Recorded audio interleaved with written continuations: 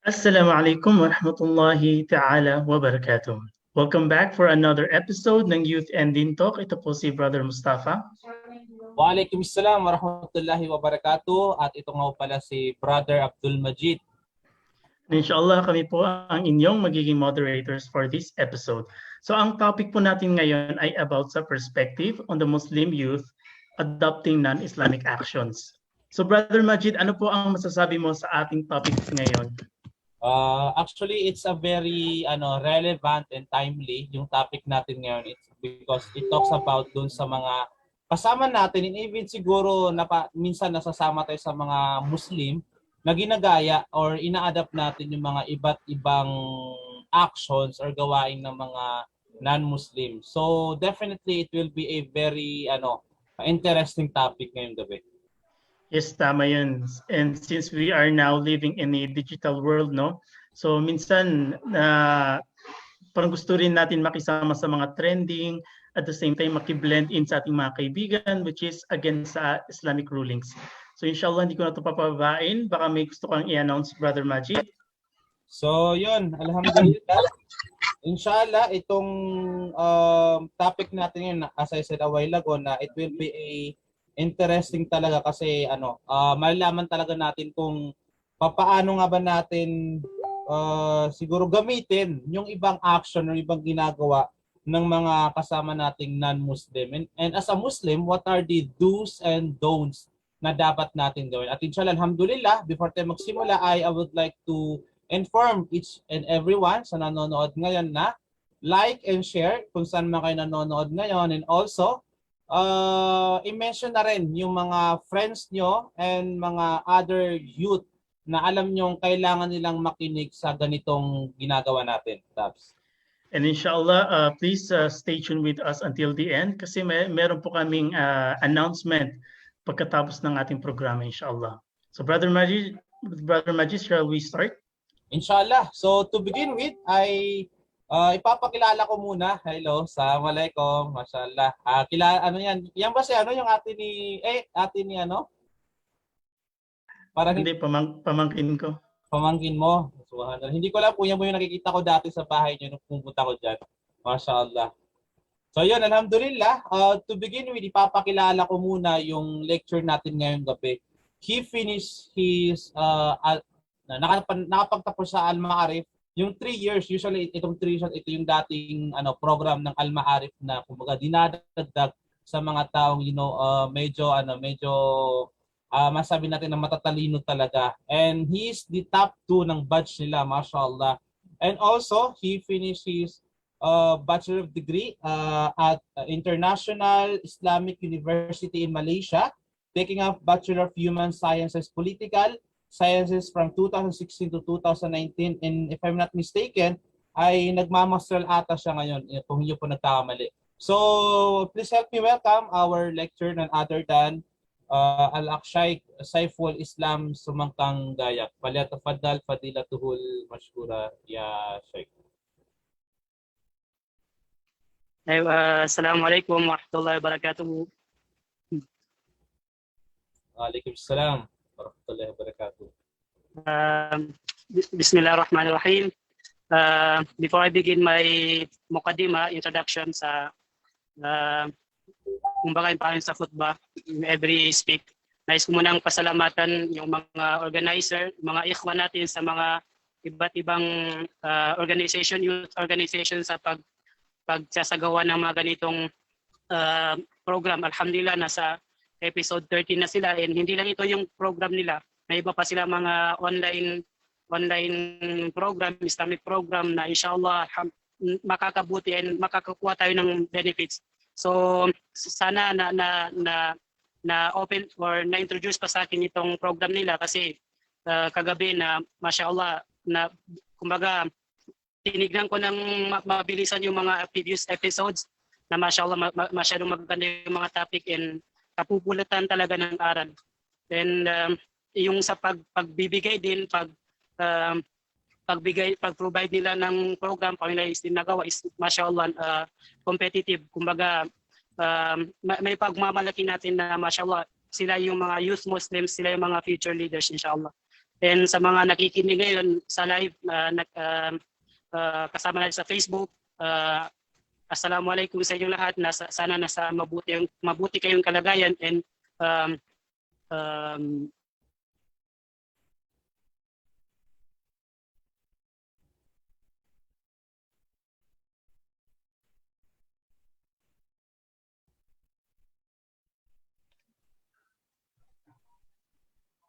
Hello, assalamualaikum.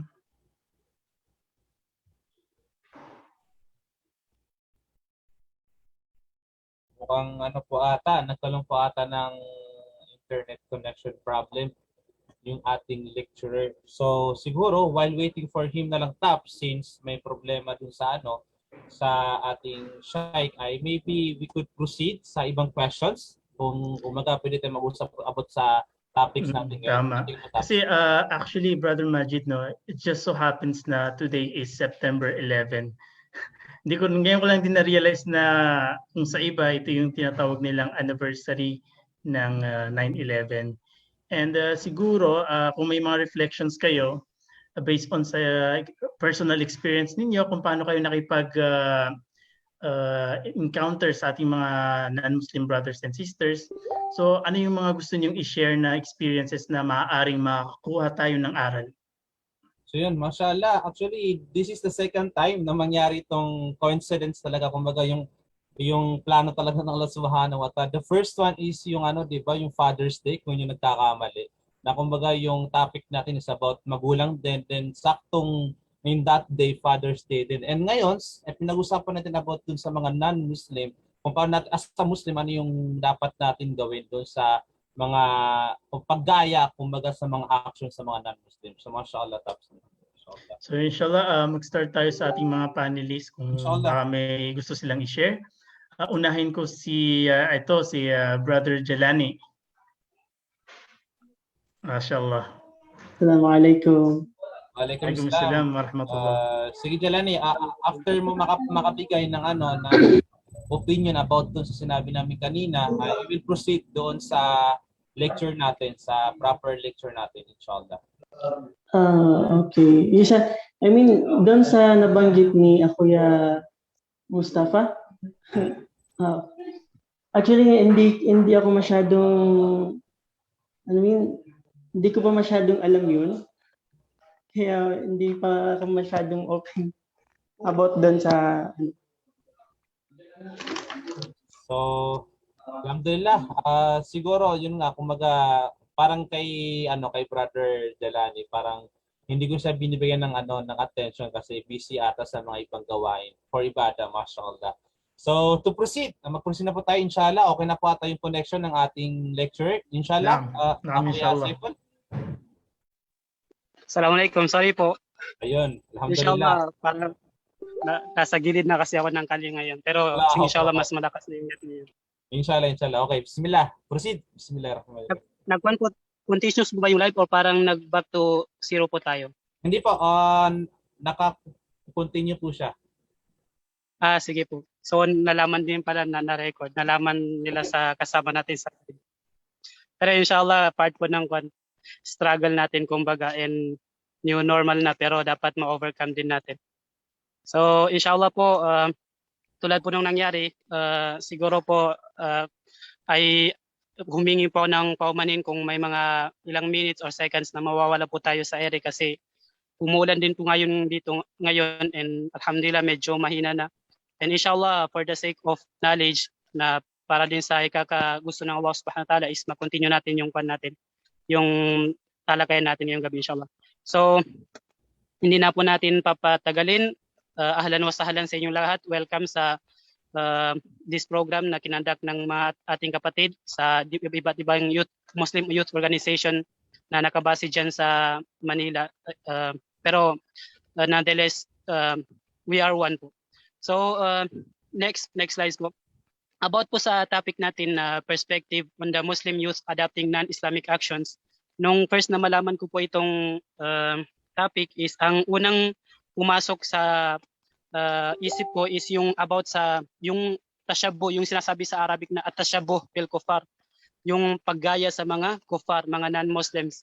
Pero nung makita ko po nung na-post ng mga ikhwa, ng mga brothers yung program natin with the caption next slide nasa next slides po, is medyo nabago po yung taste or di kaya nabago yung topic or naiba parang hindi na siya about sa tashabbuh bil kufar. So medyo maiba po yung takbo ng talakayan natin ngayon, and medyo hindi rin, kumbaga hindi direct sa topic, hindi naman direct pero related sa topic naman po yung tatalakay natin yan. Ito po yung kung mababasa niyo yung caption natin, Assalamualaikum kay youth, mashallah, good kumbaga marketing nga sabi nila or anong iba dyan. Pero begin with Assalamualaikum, have you ever felt like you need to blend with your friends, join the trend? So parang hindi na kasi kapag sinabi natin tashabbuh bil kufar, yung paggaya sa mga non-Muslims, parang negative connotation yun kung pakikinggan or i-discuss. Pero dito sa caption na nasabi na ng ikhwan na yung tatalakayin natin is yung mga kapatid nating mga Muslims is nakaka-join na sila, wala na silang choice kumbaga na makahalubilo yung mga non-Muslims. So ang issue ngayon is paano sila makikiblend in. Kung nababasa nyo sa caption din, well, you're not alone. Our world has evolved to become a place where you need to fit in. Otherwise, people will judge you. The haram has become the norm, while the halal has become haram. The Muslim youth, the Muslim youth are the ummah's hope for the future generations. So it is important to uplift them according to Islamic principles. So dahil dito sa captions, medyo nabago din yung preparations ko from the tashabbuh bil kufar, yung konsepto ng tashabbuh bil kufar, siguro narinig nyo rin yun. So natin tatalakayin ngayon is kung paano tayo mag-blend in as a Muslim youth, and paano natin yun. Medyo na-stop ako kasi nakikita ko yung data ko sa cellphone ko na parang nagbababa kasi siya eh. So nadidistract ako. So kanina parang before ako mawala, nagkuha na siya 2 KB, 3 KB na lang yung provide ng, pero inshallah alhamdulillah sana din ako mawala ulit sa airtime. So yun, as I said na yung sa caption is ang tatalakayin natin ngayon is paano tayo magbi-blend in, paano yung Muslim youth magbi-blend in, and paano natin ma-uplift yung mga youth, Muslim youth, and yung mga sarili natin, paano natin ma-uplift yung sarili natin in today's world na alam natin challenging yung technology, paano tayo makik-blend in, and yung operation nandito pa, paano natin ihaharapin yun as a youth. Kasi kung naalala nyo or dumadaan na yun sa feed nyo is ngayong yung 20th anniversary ng 9/11, di ba? And before na yun din yung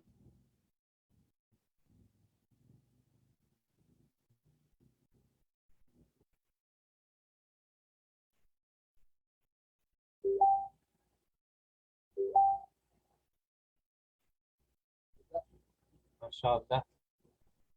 Shaykh?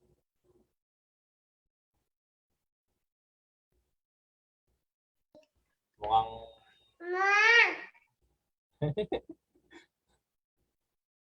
mukhang nawala po ulit yung signal ng ating Shaykh.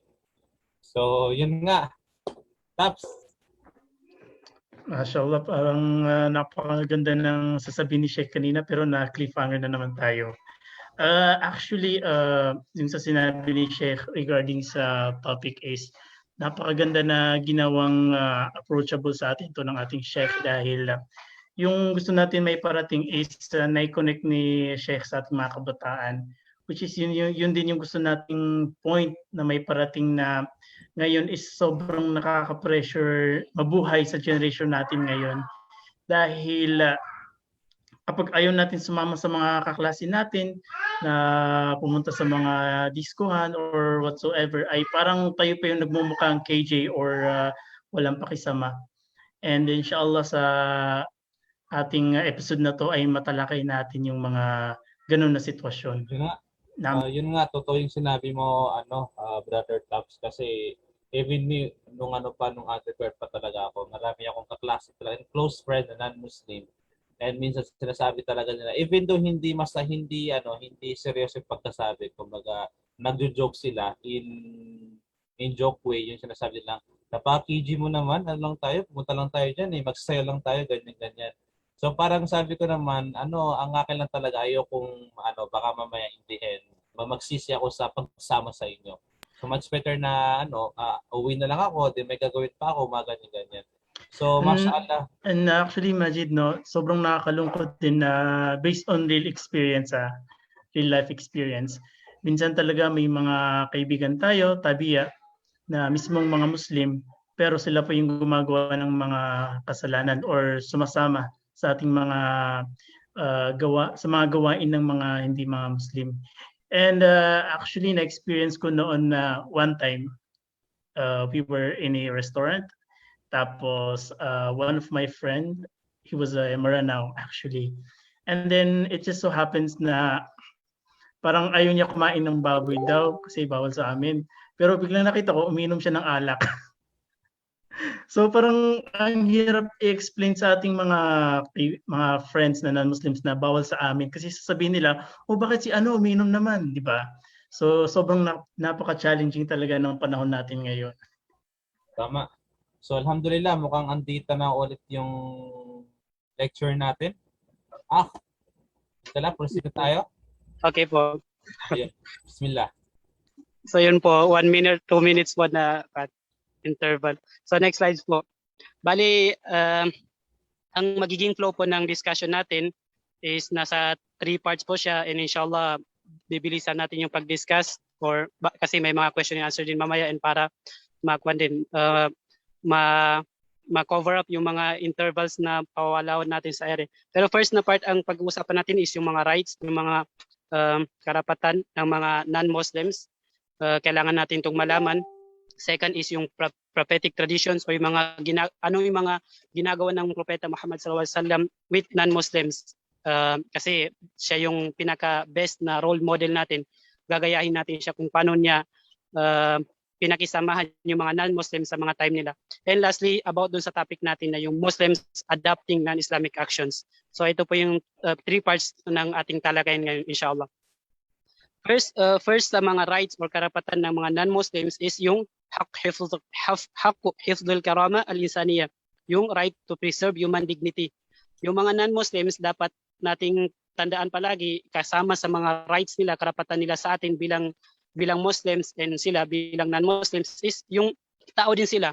May dignidad sila, and kung ano yung nararamdaman natin previous episodes is yung parang how to overcome hardships. So hindi lang yung mga Muslims yung mga may hardships, pati din yung mga non-Muslims. So kailangan natin yung itandaan. So yung karapatan nila yung ma-preserve yung dignidad nila at kung ano yung nagiging gumagawa sa kanilang bilang tao. And sa ayat din, وَمِنْ آيَاتِهِ خَلْقُ السَّمَاوَاتِ وَالْأَرْضِ وَاخْتِلَافُ أَلْسِنَتِكُمْ وَأَلْوَانِكُمْ إِنَّ فِي ذَلِكَ لَآيَةٍ لِلْعَالَمِينَ. Ang ibig sabihin po ng aya na ito, in short, sa malapit nitong kahulugan is yung pagiging yung different pagkakaiba-iba ng mga dila natin, pagkakaiba ng lingwahe, pagkakaiba ng kulay, pagkakaiba ng race, is kasama siya sa mga ayat, mga sign ng Allah subhanahu wa ta'ala. So kung pagmumuni-munihan natin na magkakaiba tayo, may mga Muslim, non-Muslims, may mga ibang religion, may mga ibang lahi, so kasama yun sa mga ayats ng Allah subhanahu wa ta'ala. And as a human being na kailangan natin ibigay yun sa kanila, mga non-Muslims. Yun yung first right na ibibigay natin or i-observe natin with the non-Muslims na makakasalamuhan natin. Next right is yung haqqul adl wal musawa, right for justice and equity. La yanhakumullahu 'anil ladina lam yuqatilukum fid din wa lam yukhrijukum min diyarikum an tabarruhum wa tuqsitu ilayhim innallaha yuhibbul muqsitin. In short, ang meaning po ng aya na ito is hindi tayo pinipigilan ng Allah subhanahu wa ta'ala na makisalamuha.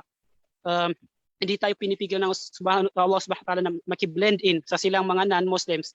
Hanggat sa hindi nila tayo kinakalaban, hindi nila tayo dinidigma, or they don't wage war to us, against us. So it is okay for us. Pwede sa atin na magkisalamuha sa kanila. And kasama pa dun is regardless kung ano yung religion nila, mapa-Yahud man sila, Jews or mapa-Christians, is kailangan nating ibigay yung hak karapatan nila na yung justice and equity. Ito mabilisang kwan lang kwento. Napakaganda nitong kwento and nangyari sa mga time ng Sahaba, and dapat kapulutan natin ng aral. Yung time ng Rasul sallallahu alaihi wasallam, may yung dalawang kabila ng mga Ansar, yung Aus at saka Khazraj, bago pa sila they newly accepted Islam, syempre mahina pa yung mga iman nila. So may nangyari na kasi yung Aus at saka Khazraj kasi is parang malaki yung kanila, galit nila sa isa't isa. Two tribes ito sila ng mga Ansar, yung mga people of Medina. So ang nangyari is may nangyaring nakawan. And yung nakawan is between some Sahaba, bago silang balik Islam sila, may nangyari nakawan sa Aus at saka Khazraj. So yung bilisan natin ng kwento, nagkasisihan sila, nagkaturuan sila na ito, ninakaw niya ito yung dir. Ang ninakaw na bagay dito is dir, yung armor. And alam natin kung gaano ka big deal yung armor before. Kasi ang default dati is labanan, so kailangan may armor ka or kalasag ka. So ninakaw ng isang sahabi, newly Muslim, yung armor ng isa. So ang nangyari is para hindi kumbaga lumabas na may nangyari nakawan. And yung nagnakaw na sahabi, sinet up niya yung isang Yahud, yung isang Hudyo. Ang ginawa niya is yung ninakaw niyang armor is nilagay niya or tinukay, ano yung tinukay, inibaon niya sa malapit sa bahay ng Yahud. Sinet up niya kumbaga. Tapos nung nangyaring kumbaga muhakama, paghuhukom is yun, sinabi nung nagnakaw na ang nagnakaw is yung Yahud, yung Jew yung nagnakaw. Kasi tingnan mo yung bahay niya, nandun yung ninakaw na armor. So ang Rasul sallallahu alaihi wasallam is yun nga, iniutos niya na gawin yun, hanapin yung armor sa bahay ng Yahud.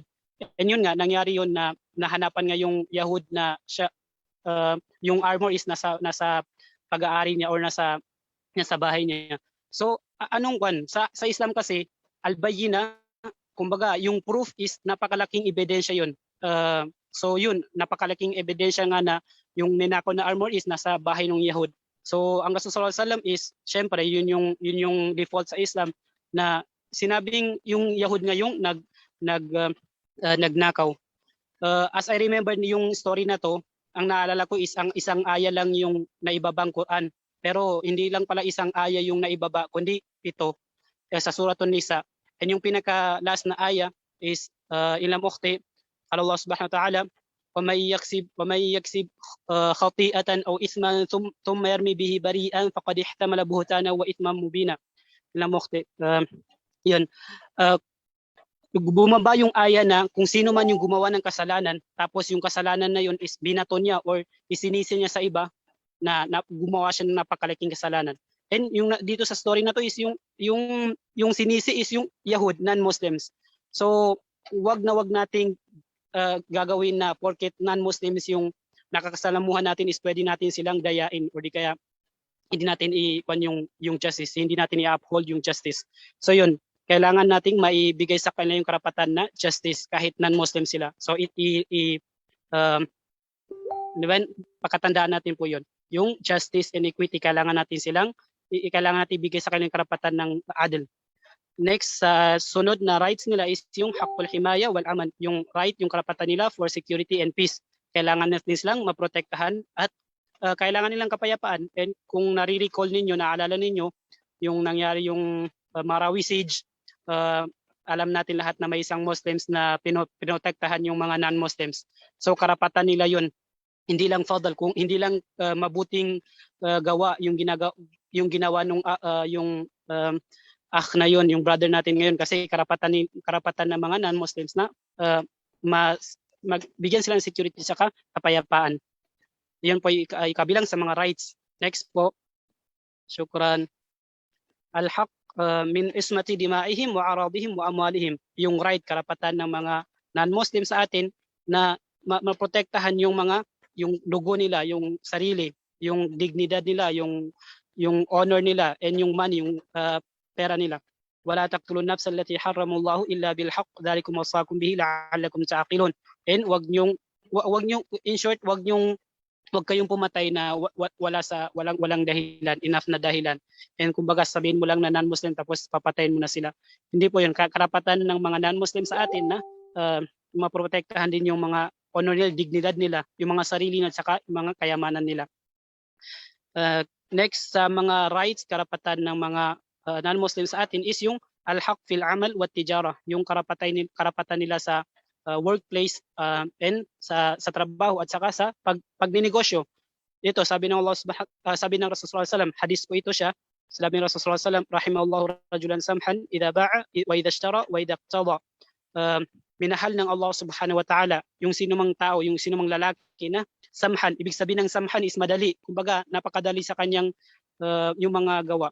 Idza ba'a, kapag nagbenta siya, o di kaya kapag bumili siya, o di kaya kapag nagbigay siya ng hukom. Ang ibig sabihin nito is, kumbaga, kung bibili siya ng, kung ano may bibili niya, tapos ang nakalagay doon is 200 pesos. Tapos hindi niya na yun kukulangan pa kasi madali lang yung pagbenta niya.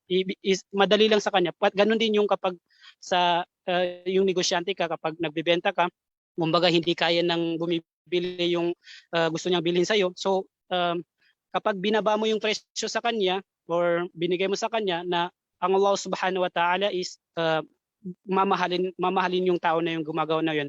And dito sa hadis na to, sinabi ng mga ulama is general ito siya, hindi lang ito siya gagawin mo, kumbaga madali kang makipagnegosyo sa mga kapwa-Muslim. Dito is kahit hindi mo kapwa-Muslim, kahit non-Muslim sila, kapag madali yung pagninegosyo mo sa kanila is napaka gandang gawa yun para sa Allah subhanahu wa ta'ala. So may karapatan sa atin yung mga non-Muslims na gawin yung madali sa kanila yung trabaho nila, pati sa workplace. Kumbaga, ikaw yung boss, yung mga non-Muslim, kumbaga, driver mo siya, o di kaya mas mababa yung position niya sa'yo, is hindi ibig sabihin na hindi mo papabigatin mo yung mga trabaho niya. Karapatan sa'yo ng non-Muslims na nagtatrabaho sa'yo na padaliin yung trabaho niya sa'yo. Isa sa next right is yung al-haq fi ta'min fi halat al-faqr wal ajiz wal kibar fi sin. Yung karapatan nila kapag mahirap na sila, yung mga mahirap na non-Muslims, yung mga may kapansanan, disability, and yung mga matatanda na sa kanila. So yung sa aya na zakat, kung kaninong ibibigay yung mga zakat, innamas sadaqatu lil fuqara wal masakin, ang jamhur ata na rai dito, opinion dito is mga mahirap lang na mga Muslims, pero may nagsabi daw sa mga ulama na pwedeng bigyan ng mga mahirap na non-Muslims, pero Allahu alam, wag natin yung pasukan. Pero sa aya din ng zakah is merong mga non-Muslims na kung ma-expect natin na mag-Muslim sila, kapag bigyan natin sila ng zakah, tulungan natin sila, is pwede din silang bigyan kahit mayaman pa sila. So pero yung sa point dito is yung karapatan nila na during poverty, kumbaga kung tayo mga Muslim yung nasa authority, na kailangan din na maibigay yung mga pangangailangan ng sila mga mahihirap at saka yung mga kapansanan, mga matatanda na non-Muslims. Walang pinagkaiba yung mga mahihirap na Muslims kung pwede naman ibigay sa kanilang dalawa, sa both Muslims sa non-Muslims. Kung napapansin niyo po, medyo hindi naman youth-oriented itong mga rights. Kumbaga, bakit tayo pinag-uusapan natin yung mga trabaho na, o di kaya yung sa mga workplace. As a youth na pwedeng i-include din natin to sa mga discussions natin is para kumbaga ma-prepare tayo. Kumbaga, hindi lang porket youth lang is kumbaga nasa klase lang tayo, malayo tayo sa realidad sa field.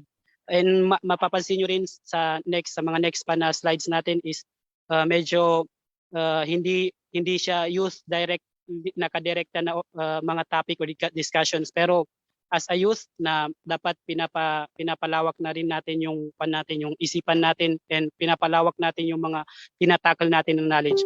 So yun po yung first part, na siguro wala na pong atang rights na sunod dito, no? ay meron po pala, pinaka-importante din.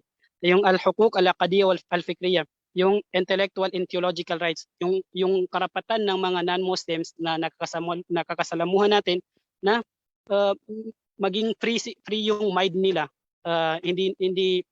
Hindi natin i-impose sa kanila kung ano yung dapat isipin nila o tsaka yung dapat yung papaniwalaan nila. May rights sila, and alam natin lahat yung la ikraha fid din, yung walang pagsasapalitan sa pagpasok ng relihiyon. Ito kung yung mga non-Muslims, yung kumbaga gusto nating pumasok sila sa Islam or i-impose natin sa kanila yung mga Islamic way, is walang ikrah, la ikraha fid din. There is no compulsion, hindi natin sila pipilitin. So yun, may karapatan silang i-maintain yung mga paniniwala nila. So yun po yung mga rights na mga ilan sa mga rights, kasi siguro may mga ibang rights din po dyan sa mga libro or na mababasa natin or di kaya sa mga muhadarat, sa mga mga ganitong discussion na mababanggit din. Ito po yung mga importanteng rights na kailangan nating itandaan, kasi yun, nakikisalamuha sila. Khasatan especially po sa inyo dyan sa Luzon area na medyo mas marami yung nakakasalamuhan yung non-Muslims compared dito sa amin na dito na mga Muslim yung nakakasalamuha. So kumbaga mas napi-face ninyo yung kung naibibigay nyo ba yung karapatan nila or hindi lang yung naisip nyo na dapat i-accept kayo ng society, kasi dapat maisip din natin yung karapatan nila. So para maging maayos yung pakikisalamuhan natin sa kanila. Yun po yung first part, and mashallah, medyo napapahaba din yung part na hindi na-interrupt kasi nasa kalye na ako ngayon. Nasa gilid na ng road. Alhamdulillah, wala rin masyadong hindi rin naka-off din yung video ko, kaya hindi makita yung dumadaan ng mga sasakyan at motor. Maririnig lang, ito may dumadaan na sasakyan. Okay. Daan na po. Second is concern ko lang po pala yung kapitbahay namin dito sa likod, na kasi parang natutulog na sila, so medyo hinahan ko lang yung boses ko po, inshallah, and maaf po talaga. Second part po ng discussion natin ngayon is, teka lang, doon muna sa one. Syukran. Ito yung prophetic traditions, kung paano pinakisamahan ng propeta sallallahu alaihi wasallam yung mga non-Muslim sa time nila. Kasi alam din natin na hindi lang mga Muslims yung namumuhay sa time ng prophet sallallahu alaihi wasallam. Nandun din yung mga Yahud at saka yung mga Nasara. Kahit siguro until now, kahit sa Medina or sa Saudi, may mga Arab din na non-Muslims. Arabo sila pero mga non-Muslim sila. Hindi sila mga Muslims. May mga Christians sa kanila, may mga Yahud. So itong i-discuss natin ngayon next is kung paano tinreat o pinakisamahan ng Propeta sallallahu alaihi wasallam yung mga non-Muslims in their time. So first is yung at-ta'amulat sa siyasiya ma'a ghairil muslimin, yung political dealings with non-Muslims, yung political na pakikisalamuhan ng Propeta sallallahu alaihi wasallam. As a youth na siguro dapat maging mag-engage din tayo sa politics, maging political engage tayo, kasi dito sa atin sa Pilipinas na malaki yung part ng youth. And sa ating mga Muslim youth, dapat na nakiki-engage din tayo sa tamang paraan, inshallah. Ito, yung first is yung sa Medina chapter, yung Sahifat Medina, yung ginawang kumbaga constitution ng Rasulullah sallallahu alaihi wasallam nung first niyang in-establish yung Medina is, kung mapapansin natin, kung nabasa natin yung Sahifat Medina is nasa two parts siya, nasa dalawang bahagi yung Sahifat Medina. Ang first part ng Sahifat Medina o di kaya Medina chapter is yung mga constitution, di kaya mga batas na related sa mga Muslims at saka sila ng mga Muslims. Pero kung nabasa niyo yung second part ng Sahifat Medina is about na yun sa mga Yahud, sa mga Hudyo at sa mga Nasara, yung mga tribes, mga Jews tribes, kung ano yung responsibility nila at saka ano yung karapatan nila sa Medina. So yun, kung makakapag-establish tayo ng kahit sa kwan lang natin sa classroom, kumbaga may mangyayaring kumbaga rules, batas na kumbaga political political oriented, kaya yung kwan lang, kahit yung mga SSG, kumbaga sa school natin na dapat maki-engage tayo doon, irespeto natin yung constitution. And kung tayo man yung nasa position, is dapat i-include natin sila. Bigyan natin yung mga non-Muslims ng magandang part doon sa batas. Kasi kung mababasa nyo rin yung sa second part ng Sahih at Madina, is lahat ng pangalan ng tribe, Jews tribe, na is nandoon nakasulat. So yun po. Next. At-ta'amul bil-afu was-safah, dealing with forgiveness and pardon. Yun din, ang Rasulullah SAW is, kung marirecall natin, maalala natin, is marami siyang pinatawad ng mga non-Muslims kahit napakasama pa nung ginawa nila sa kanya. Doon na yung Jewish woman, itong babaeng Hudyo, Yahudiya na nilaso ng Propeta sallallahu alaihi wasallam. Pero pinatawad pa rin siya ng Rasulullah sallallahu alaihi wasallam. And ito yung about naman sa two angels yung taon na namatay yung asawa ng Propeta sallallahu alaihi wasallam, saka yung tito niya, is after nun is pumunta siya sa ibang lugar para magda'wa, para kumbaga makalimutan niya yung naranasan niya. Pero ang kapalit nun is pinagbabato siya, yun hanggang dumugo yung mga nagkasugat-sugat siya. Pero kahit na ganun yung nangyari sa kanya, kahit dumating sa kanya si Jibril kasama yung dalawang anghel ng bundok na sinabi sa kanya kung gusto ng Rasulullah sallallahu alaihi wasallam na patumbahin or iipit itong dalawang bundok doon sa mga non-Muslims na yon, na is mangyayari yun. Pero ang Rasulullah sallallahu alaihi wasallam is pinatawad sila and pinagdua na lang sila na baka may magkaroon sa kanila ng mga Muslims. So yun, dapat maging mapagpatawad din tayo kahit ano pa yung nagawa sa atin ng mga non-Muslims natin na nakakasalamuha. Third, kasama sa mga prophetic tradition, mga prophetic sunnah na ginawa ng Rasulullah sallallahu alaihi wasallam is yung pagda'wa niya sa da'watu Rasul ma'at diyanat al-ukhra, yung prophets dawa to other religions.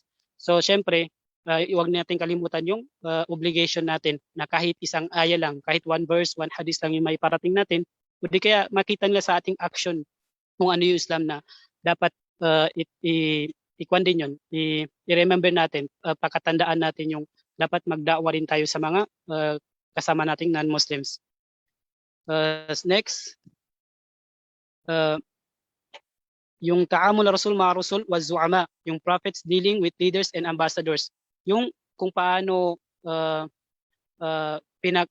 pinakisamahan o ano yung mga gawa, kumbaga diplomat action ng Rasulullah sallallahu alaihi wasallam sa mga kings noon. Ito si Caesar, yung hari ng Rome. Ang Arabic nito is Caesar, pero sa English is parang Caesar yung pagbasa. Pero kung ewan ko kung Greek language ata, yung C talaga is pagbasa talaga dyan is K, Caesar. So Caesar, hindi siya Caesar. Kahit yung Winnie, VD, Vicky ba yun? Hindi yung Vici, VICI, hindi siya Vici kay Vicky, parang ganun. So parang trivia muna yun. So kahit English siya is hindi talaga siya Caesar, parang Caesar siya. So yung Arabic ng Caesar is Caesar. Nababasahin siya ng K. And si Khusro, yung leader ng Persia, and pati yung leader ng king ng Egypt sa Abyssinia. Yun, pinadalhan sila ng Rasulullah sallallahu alaihi wasallam ng mga letters. And paano makikita natin sa history kung paano pinakisamahan Rasulullah sallallahu alaihi wasallam yung mga kings, at saka paano sinalubong, winelcome ng Rasulullah sallallahu alaihi wasallam yung mga pinadalang mga ambassadors ng mga silang yung mga kings na yun sa Prophet sallallahu alaihi wasallam.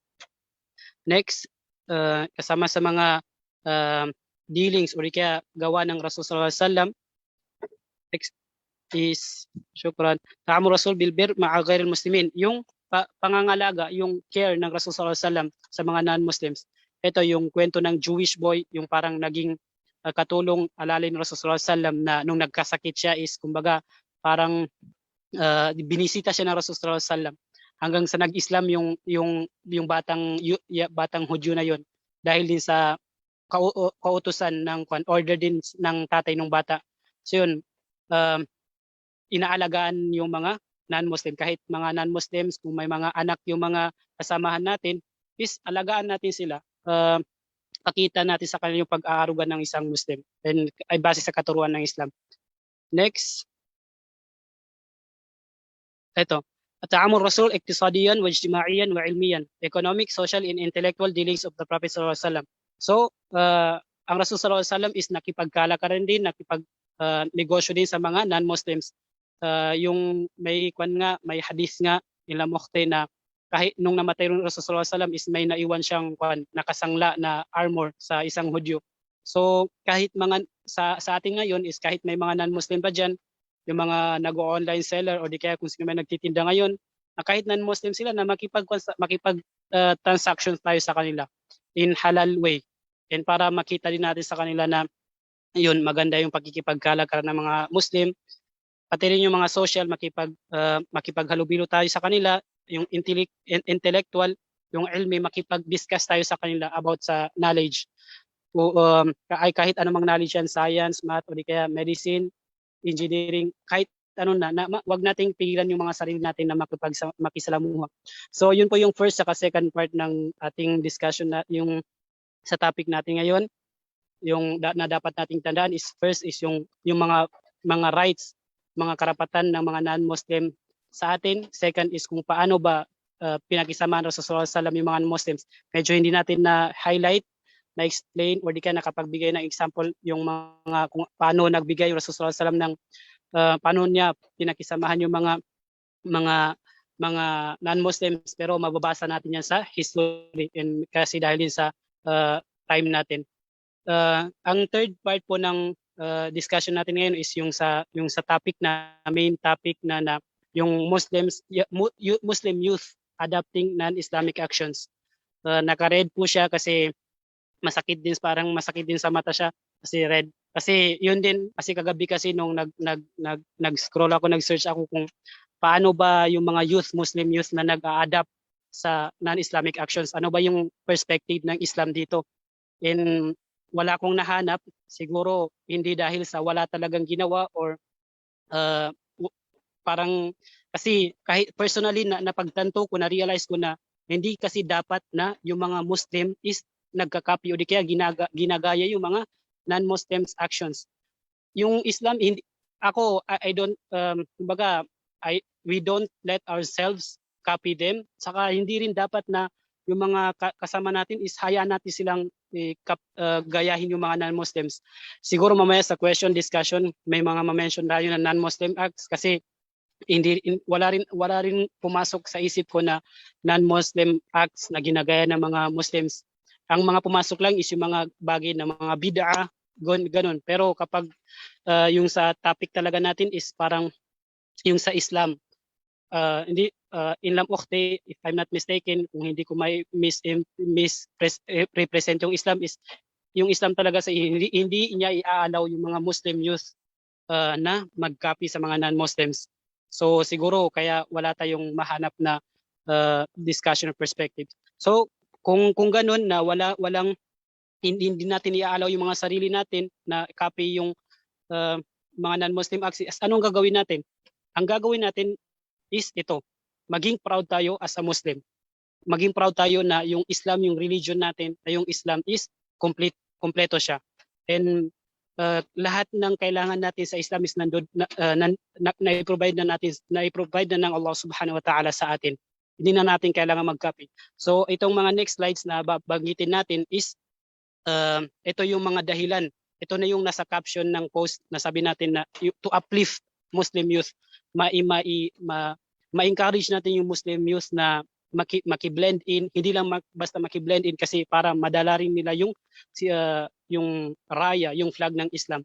So itong slides na i-discuss natin is features of Islam, kung ano yung mga characteristics ng Islam.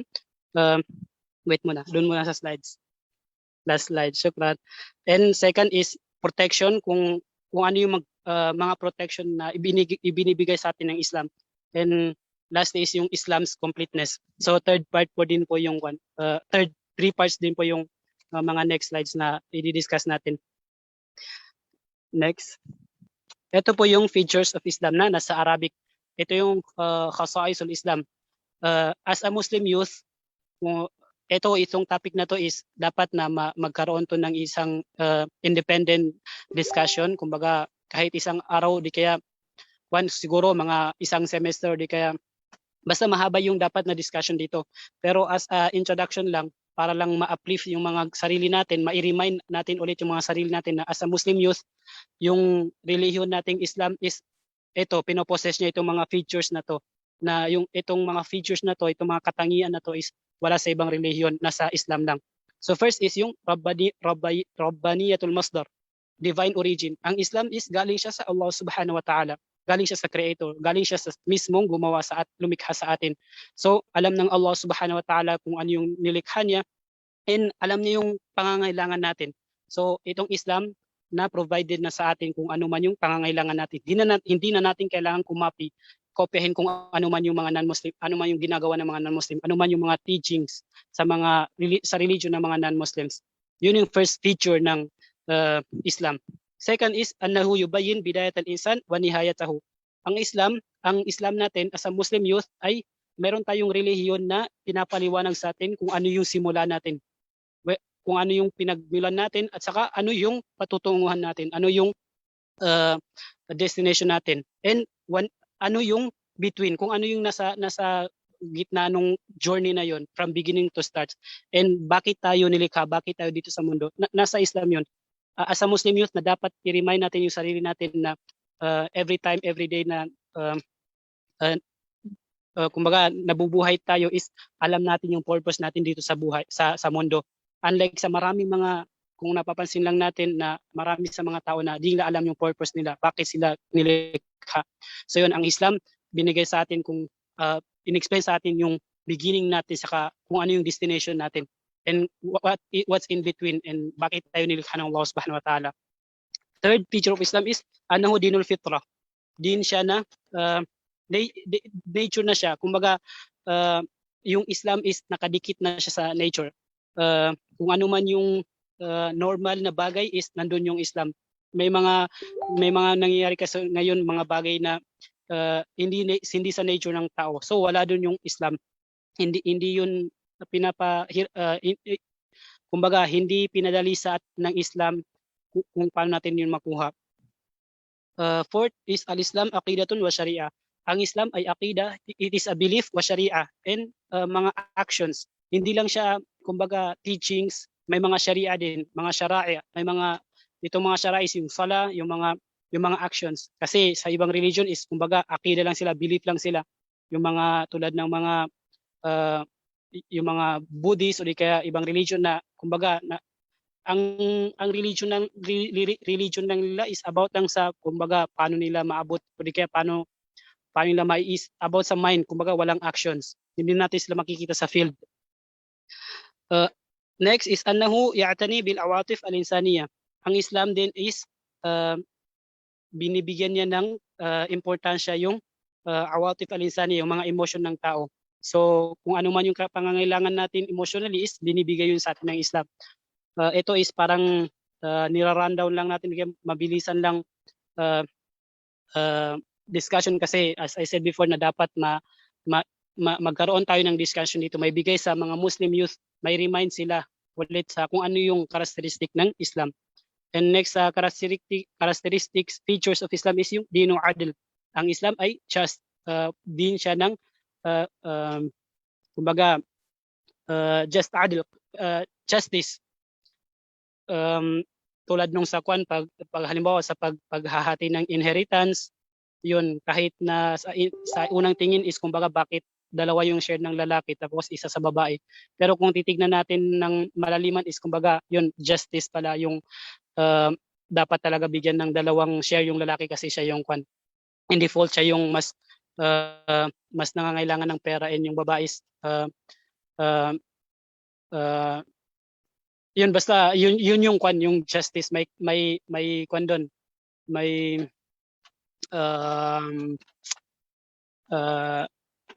reasons behind, may wisdom doon na kahit hindi natin malaman is yung justice talaga yung pinopromote ng Islam. Ang Islam din ay dinul ukhuwah sadiqah. It is a religion of true brotherhood. Yung mga kapatid natin sa ibang bansa, ibang lahi, kahit mapaitiman sila, mapaputi, is kapatid natin sila.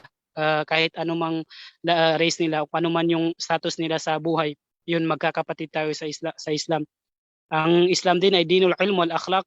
sa Islam matatagpuan natin yung knowledge, saka lahat ng knowledge, kung ano pang knowledge yan, yung science, mapa medicine, mapa physics o ano pang knowledge, saka akhlak din siya ng akhlak, mabuting uh, pakikitungo o di kaya mabuting ugali. And fihi al-hal li jami' al-mushkilat. Isa sa mga features ng Islam is may solution siya sa mga sa lahat ng problema. Ito yung magandang i-remind natin yung sarili natin. Kasi may pwedeng i-argue na mga non-Muslim religion na dito sa Christianity bawal din naman yung pagnanakaw, dito sa bawal din naman yung pagzizina, ganun. Pero sa Islam kasi hindi lang niya pinagbawal yung isang bagay, nagbigay din siya ng solusyon. Doon na yung zakat para maiwasan yung pagnanakaw, o di kaya doon din yung mga gadul basar, yung yung pag-lowers ng gaze natin. So kung ano man yung mga muskila, mga problema na nangyayari dito sa mundo is dahil yun sa ay dumating yung Islam na may solution sa problema na yun. Yung maisingit ko rin yung mga Sikh, kung alam niyo yung religion na Sikh, yung sa India, banda na kinuha nila yung mabuting katangian ng Islam, saka mabuting katangian ng, hindi ko kung ako nagkakamali, mabuting katangian ng Kristyanismo o di kaya mabuting katangian ng Buddhism. So sabi nung mga isang Sikh, yung Sikhism yung pinaka-best religion kasi pinagbabawal niya ito, pinagbabawal niya ganyan. Pero ano yung wala sa kanila? Wala sila yung solusyon. Wala silang maibigay na solusyon sa problema ng mundo ngayon. Pero ang Islam is may maibibigay tayong solusyon sa kinakaharap nating problema ngayon. Ang dinun syamil din yung Islam. Ibig sabihin ng dinun syamil, kung sa second last na point is, yung Islam is universal. Kumbaga, encompassing siya. Lahat ng bagay is pinapasukan ng Islam. Doon na yung sa hanggang sa kahit anumang knowledge yan, yung sa science experiments, o di kaya yung mga medicine, sa economics, sa politics, pumapasok doon yung Islam, universal yung Islam. So yung ibang religion siguro magiging silent lang sila sa ibang mga silent sila sa ibang field ng buhay kasi wala silang teachings doon. Pero Islam, mahanap natin na may teaching yung Islam, may katuruan yung Islam sa bawat panig ng buhay. Doon na kahit sa pag-CR pa, pagpasok sa CR, may katuruan yung Islam. Kahit sa pag-aasawa, yung pagninegosyo, yun, kahit saan may katuruan talaga yung Islam. So, bakit pa tayo kokopya sa mga non-Muslims? So, yun. Yung idea talaga na Muslim youth adopting non-Islamic actions is pwedeng i-cancel out natin kasi kahit psychologically may kwan din talaga, may epekto rin yun na kung sasabihin natin na yung mga Muslim talaga is kumukopya lang sa mga non-Muslims. So yun, dapat i-remind natin yung mga sarili natin sa kung ano yung characteristic ng Islam na meron tayo. And last point is yung dinun wasat, al-wasatiyya, yung pagiging ano ba to sa Tagalog, yung wasatiyya, yung nasa gitna ka lang. Hindi naman nasa gitna ka lang kasi kapag sabihin nating nasa gitna ka lang is wala kang side. Kumbaga hindi pwede yung wala kang side kasi sa Islam. Dapat may papanigan ka. Kumbaga kung may mangyaring bawal, sabihin mo bawal talaga yan. Hindi yung sa side ka lang kasi gagawa ka ng pangatlong space. Ang ibig sabihin ng dinwasat is kumbaga ang Islam is kung kailangan maging stricto tayo is doon tayo magiging strict tayo. Pero kung kailangan nating maging smooth, kung kailangan nating maging kung kailangan nating madali lang yung gagawin natin is doon tayo, and may mga teaching yung Islam doon. So kumbaga nababalance natin, may balance sa Islam. Hindi yung kumbaga kung may nangyaring awayan na yung isa gumawa talaga ng isang masamang bagay tapos yung isa nagbabawal, tulad ng nangyayari ngayon na kapag may mga kapatid tayong nakagagawa ng haram o di kaya bid'ah, tapos yung mga ulama natin nagsasabi silang haram bid'ah, tapos sabihin natin na ang Islam is balance, so wala kang kukuning sides. Hindi ganun. Kung sasabihin bawal yun is bawal talaga yun. Wag natin i-tolerate, di kaya ikonsintihin yung mga gumagawa ng bawal. And kung sa ibang sa mababang level naman, yung sa mga pamilya na pumapasok din yung Islam na dapat balanse. Kung dapat gagamit ka ng magiging stricto ka, is dapat magiging stricto ka sa pamilya mo. Pero sa mga time na magiging yung care, yung pagmamahal yung dapat na pairalin is yung dapat yun yung pairalin mo. And nandun yung Islam na magtuturo para sa atin.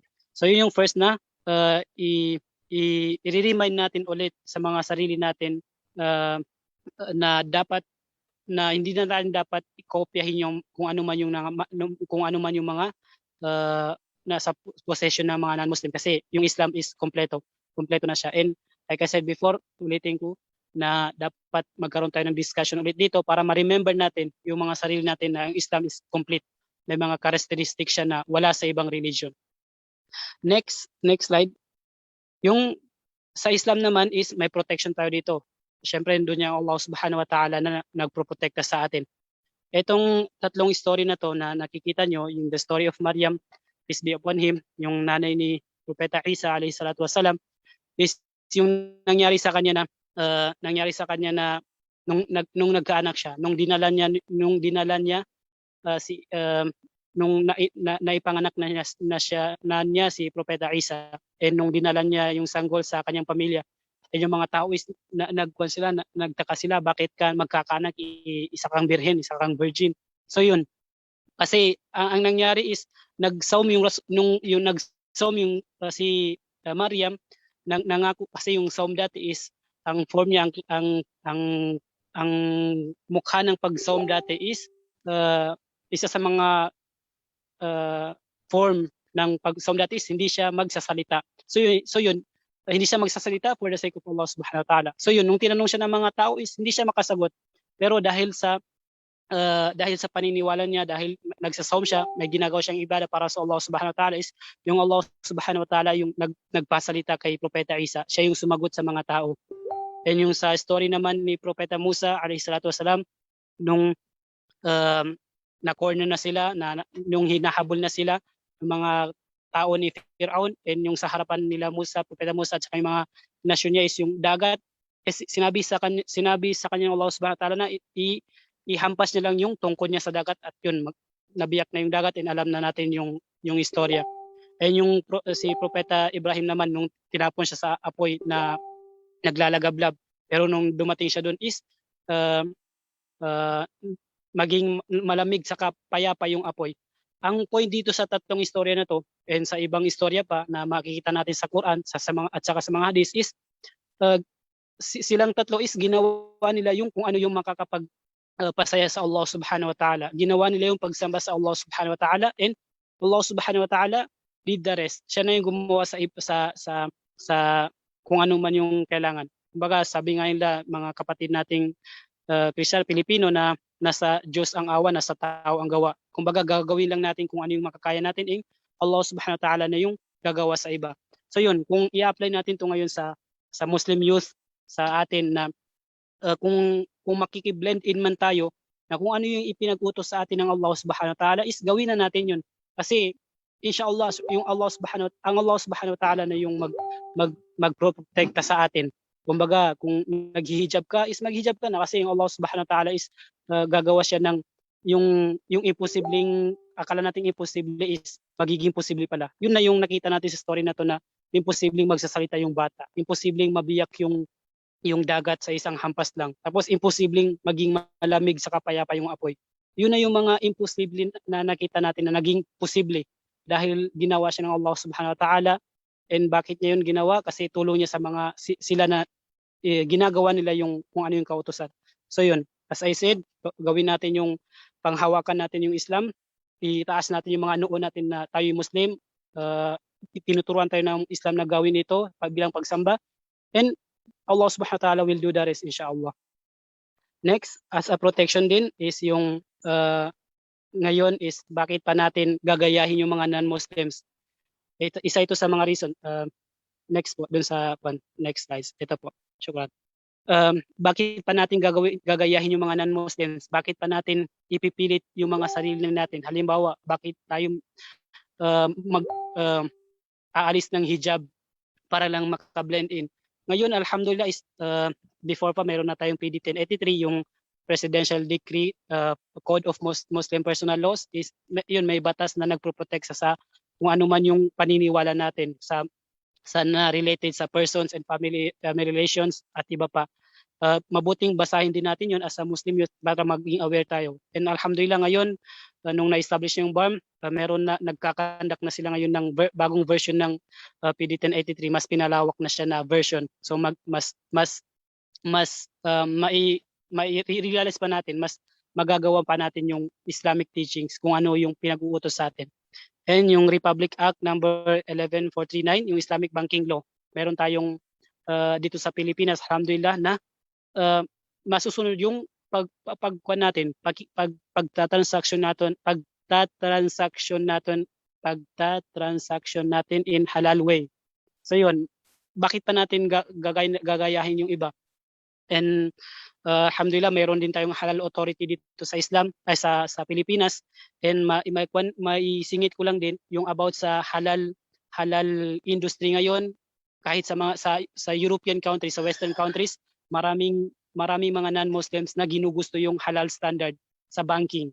So bakit pa tayo gagaya ng mga non-Muslim Islamic acts kung meron naman tayong meron nang ipinag-utos sa atin yung Islam, saka yung bansa o di kaya yung mga malaking company ngayon is pinapadali na rin sa atin na magawa yung kung ano yung dapat natin gawin. So ito, nag-i-exist ito sa kanila. Dapat nating i-remind yung mga sarili natin. Nandiyan yung banking law na halal yung transaction, nandiyan yung halal authority, hindi lang sa mga pagkain, pati sa mga cosmetics din, pati sa mga processing, etc. May halal authority tayo dito sa Pilipinas, alhamdulillah. And yung hijab law, kahapon nag-research ako nung 2012, meron pa may mga balita pa na may mga Muslim students na pinagbabawalan na magsuot ng hijab noong mga 2012. Pero ngayon, 2021 ata is at saka or di kaya more earlier is meron ng kinikilala na yung pagsusuot ng hijab para sa ating mga sisters. Sa Commission on Human Rights ata yung article o di kaya yung law. So yun, may mga hijab law na tayo pati sa mga cities din. Sa city dito sa Pilipinas, I think Davao yung first na may ordinance na kinikilala yung hijab. And next yung Cotabato naman, siguro last week lang o di kaya last month lang yung paggagawa ng hijab ordinance sa Cotabato. And may singit lang din natin yung si Mayor Isko na nagbigay siya ng cemetery for Muslims. So yun, ito siya sa mga facilities. In addition sa mga facilities is yung mga sa international airports, may mga prayer rooms na, may mga yung nakita niyo rin siguro sa balita yung sa Clark Airport ata na mayroon din ng prayer rooms. Kasi ngayon na kahit yung mga LGBTQ community ata pati yung mga gender neutral is may mga sarili silang facilities o di kaya gender neutral friendly na mga comfort rooms. So meron din tayo as a Muslim na binigay din yun sa atin ng government. So paano pa tayo ngayon tanungin natin ulit yung sarili natin, paano pa tayo magkakapi? Paano pa natin i-adapt yung mga non-Islamic actions kung meron naman tayong yung Islam is kumpleto na, yung kahit sa constitution di kaya sa mga pang-araw-araw na buhay is binibigay na sa atin, pinapadala sa atin na maisabuhay yung Islam. Yun lang ilan sa mga protection di kaya mga bagay na nagpapadali sa atin na magawa natin yung Islamic teachings, and araw-araw is maitataas natin yung noo natin. Muslim youth, alam ko yung religion ko, binibigay sa akin yung kailangan ko, and etc. And last part of the this discussion is yung completeness of Islam. May singit ko lang din ito, siguro baka dumaan sa feeds nyo before, kasi yung sa Philka Faad na page, Facebook page, ginagawa namin dati ito na about ito sa UN International Days.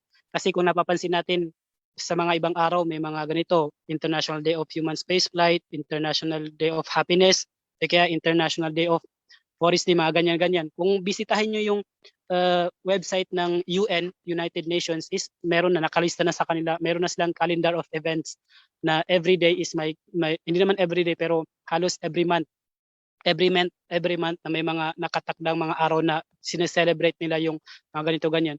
So medyo layuan natin yung discussion na haram ito kaya bid'a ganun. Pero ang pino-point out natin dito is yung mga yung pinopromote nila na mga ganitong bagay is merong Islamic teachings doon. Halimbawa itong International Day of Human Spaceflight. Kumbaga yung mga tao na na lumalabas na sa mundo. Syempre dahil sa completeness of Islam is merong teaching yung Islam doon. Ang Allah Subhanahu wa Ta'ala alam niya yung mangyayari dito sa mundo. And hindi niya tayo iniwan na kumbaga titignan lang natin yung mga non-Muslims na ayun na sila na nasa moon na sila o di kaya ganyan. Syempre, tignan lang natin yung Islam, yung sa Quran saka sa Hadith. Ito din International Day of Happiness, syempre may Islamic perspective diyan. And sa next slide, sa next 2 slides is yun, mga ibang post din yan dito before, pero Lil Asaf, unfortunately medyo na busy na dahil sa studies din is medyo hindi na na-continue itong mga ganitong post. Simpleng post lang pero may mga caption din kung ano yung perspective ng Islam doon. Tulad nito, International Day of Sport for Development and Peace, April 6. Nung sa World Rabies Days din, September 28. O ito, nagse-celebrate sila ng Rabies Day. Pero sa atin, kung ano yung Islamic perspective sa rabies, doon na yung hadith na dapat kapag dinilaan ng isang aso yung mga pinggan natin, yung di kaya anuman kaldero dyan, is doon yung katuruan ng Islam na dapat hugasan natin with sand, with buhangin, ganun. So lahat talaga ng sineselebrate nila ngayon is nandun na yung Islam, nauna na yung Islam, kompleto tayo. And doon pa sinabi natin dati na makikita nyo rin kung i-open nyo yung International Days ng United Nations is makikita nyo doon na nagsiselebrate sila ng World Toilet Day. Hindi ko alam kung world ba yun, hindi ka international, pero nagsiselebrate sila ng International Toilet Day. Yung araw daw ng kumbaga yung sa banyo. Kasi ano yung pinopromote nila doon? Yung sa hygiene. Kasi kung kung makita nyo rin yun sa YouTube kung paano yun na-i-declare is dahil sa mga nangyayari sa ibang bansa na kuwan mo na dito so sa mga kumakain, sorry po. Yung mga iba na kumbaga ano ba yun? Wala silang palikuran, wastong palikuran. Yung sa video na yun sa India. Dahil sa dami ng population nila is saka dahil sa kahirapan is wala silang wastong palikuran. So kahit nasaan sila nagkuan, makikita nyo rin sa video na yun kung open nyo. So yun, nag-declare yung UN, United Nations, ng itong araw na to is a toilet day siya. Pero ang Islam nauna na, kahit sensitibo siyang topic is, ang Islam, alhamdulillah, tinuruan tayo paano pumasok sa talikuran, paano lumabas, ano yung sasabihin natin, kung ano yung etc., ano pa dyan, paano natin higasan yung sarili natin. So, paano pa natin yung mga youth natin, how we let ourselves, bakit natin hinaayaan yung sarili natin o di kayo mga ibang youth na i-copy pa yung mga non-Islamic action, mayroon naman tayong katuruan dito. Yung Islam naman may katuruan about yan. Next slides, siguro ito na yung last slides about sa ito, peace be upon you, International Day of Peace. Ito yung United Nations, sa September 21 lang sila every year nagse-celebrate ng peace. Pero tayo, alhamdulillah, as a Muslim youth, every nakikita tayo is yun, assalamualaikum. Yun, sini-celebrate natin yung peace, yung kapayapaan. And yung World Day of Social Justice din. So yun, itong United Nations is, na inaisingit lang natin is kasi para hindi tayo kumbaga ma-out of place ba? Kasi dapat may remind din natin yung sarili natin. Kasi every time na kung sa technology nga o di kaya sa pagbabago ng panahon is malaking reference yung United Nations. Kung ano yung i-declare nila is yun yung i-declare nila. Pero tayo, alhamdulillah, meron na tayo. Yung Islam is nandun na. Naibigay na sa atin kung ano yung teachings kailangan natin na gawin. Yun, kompleto yung Islam. Kahit ano pa yung itanong mo about sa celebration, anumang bagay is nandun na yung Islam. And sa ayat din sa Quran is nasabi ng Allah Subhanahu wa Ta'ala is binaba niya yung Quran, tibyanan likulli shay, na nai-explain sa lahat ng bagay. And may singit ko lang din, last few nights lang is nakapanood ako ng mga about sa ending of the world, sa kung ano yung kumaga Armageddon sa Christian, sa Bible, yung mga nuclear weapons, ganyan. Pero yung sabi ng Sheikh, hindi ko nagkakamali, Sheikh Hussein Umar ata yung pangalan niya, and ang specialty niya is about sa events, last day events, yung mga mangyayari sa mga last days. Excuse me. So sa Islam is na-discuss din yun, yung mangyayari.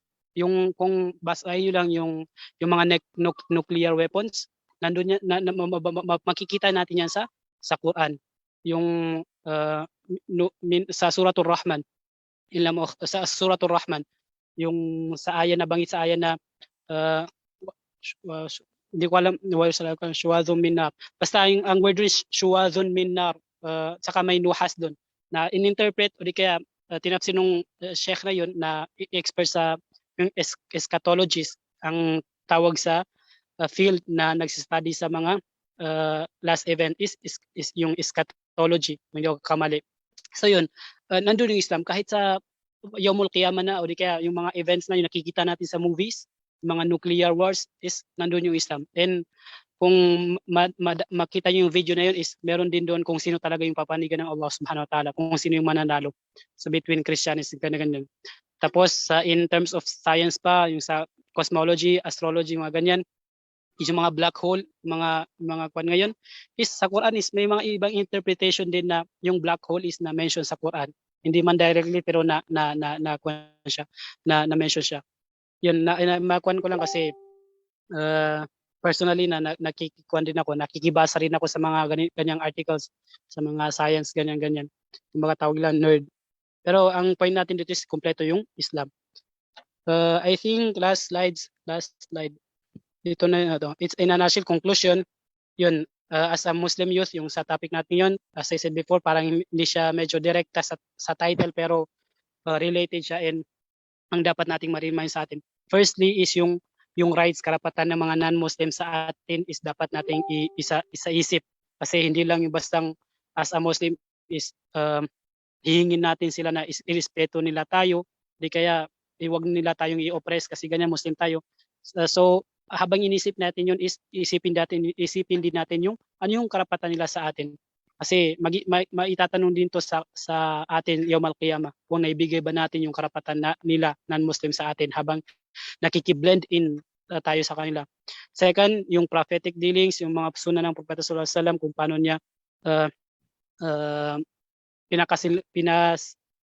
pinakisamahan yung mga non-Muslim sa kanyang time. Second is yung be a Muslim youth, parang nire-reject. Personally, siguro may di-discuss natin, may question din.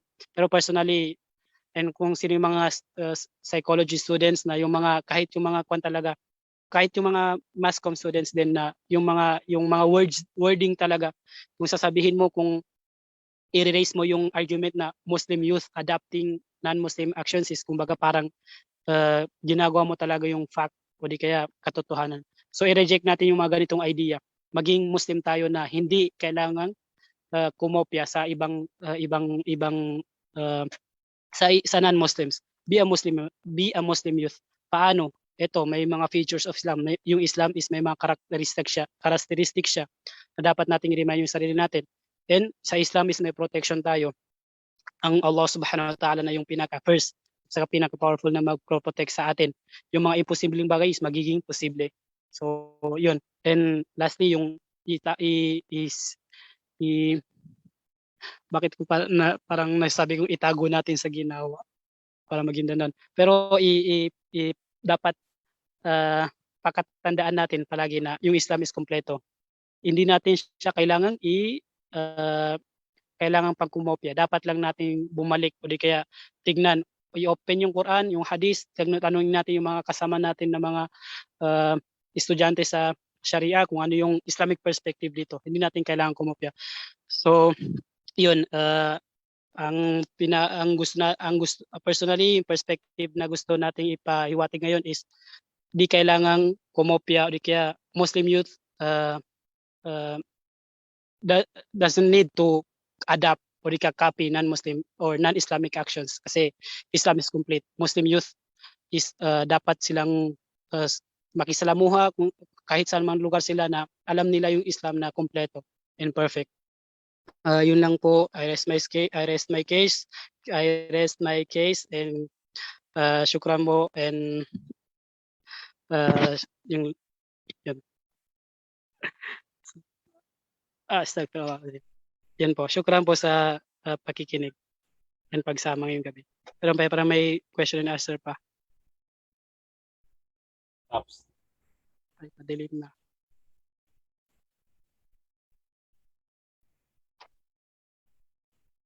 So yun, Hello po. alhamdulillah. Jazakallahu khairan, Sheikh Saiful, sa napaka-informative na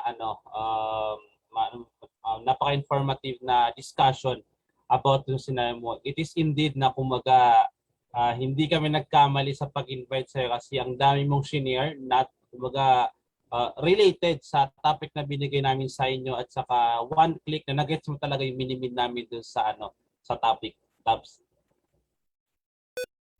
Syukran po. Mustafa? I think Majid, medyo naglalag ata ang aking connection. Hello, assalamualaikum. Okay ba yung audio ko? Okay na.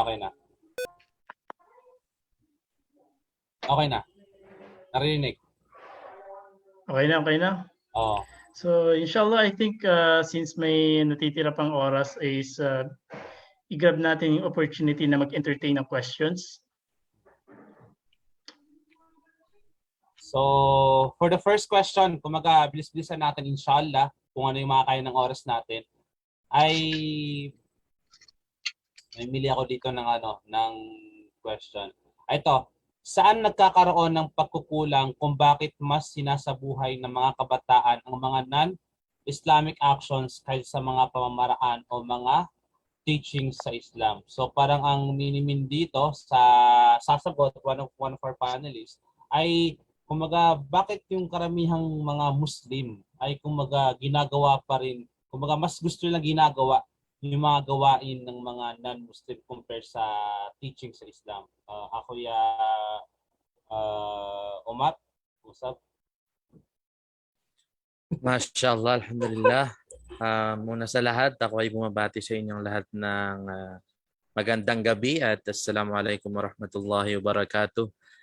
So sa question natin na saan nagkakaroon ng pagkukulang kung bakit mas sinasabuhay ng mga kabataan ang mga non-Islamic action kaysa sa pamamaraan o katuruan ng Islam, Siguro itong question na to is dapat itinatanong natin sa bawat isa sa atin. Kasi feeling ko itong ganitong kasi lahat naman ina-adapt natin sa growing up as a person, syempre. Kung ano yung na-adapt natin sa ating environment, ano yung kinakalakihan natin, siguro nagiging isang malaking impact 'yon ng ating nagiging actions ng ating mga gawain in the future, Siguro ang isa sigurong dahilan kung bakit nagkakaroon ng ganong paraan o kaya ganong resulta sa ating mga actions o kaya sa mga youth especially is siguro dahil yun siguro yung kinakalakihan noon napapaligiran nila especially sa loob ng bahay, Kaya dapat tayo bilang mga youth is sikapin natin na magsaliksik ng kaalaman para tayo yung maging guide, tayo yung maging ilaw para sa atin magsimula na sa bahay pa lang naisagawa na natin yung mga katuruan sa Islam na dapat ay sinasabuhay ng isang Muslim, Mashallah.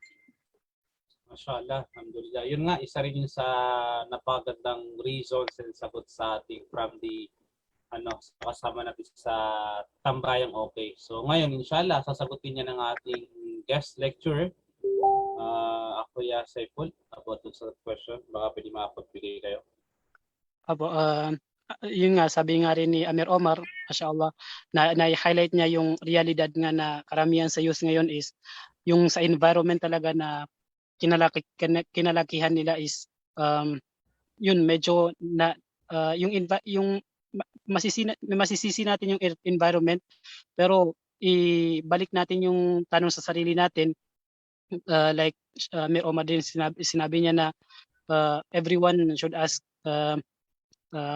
tanungin sarili niya kung ano ba yung status niya ngayon, o di kaya yung question na to, bakit napipili niya na mag-adapt pa ng non-Islamic ways, o di kaya yung kwan. Kasi siguro isa sa mga reason din kasi is walang kwan, kumbaga hindi enough yung pag-aaral nila, o di kaya yung nakukuha nilang knowledge, Islamic knowledge, both sa family, kumbaga hindi enough yung naibibigay ng pamilya na sa knowledge. Kumbaga itong mga characteristic of Islam, ano ba yung Islam as a Muslim, ano ba yung religion mo na Islam, ano bang tinuturo niya. Syempre kahit sabihin natin Muslim tayo is baka hindi yung iba is baka hindi rin nila na face before, di kaya hindi nila narinig na ay mayroon parang ganitong Islam. So yun, parang yun yung reason is parang kulang yung pagdating ng Islamic teaching sa kanila, and siguro hindi namin masisisi, pero dapat na ma-encourage natin yung mga ulama natin, yung mga kung sino yung mga may kaalaman na ma-share pa nila kung ano yung Islamic teachings. Kumbaga maging malawak pa yung tinuturo. Kasi yun hindi kasi pangit kasi yung word na magsisisihan pa, pero we encourage kung sino man yung mga tulabul ilm, yung mga ulama na mas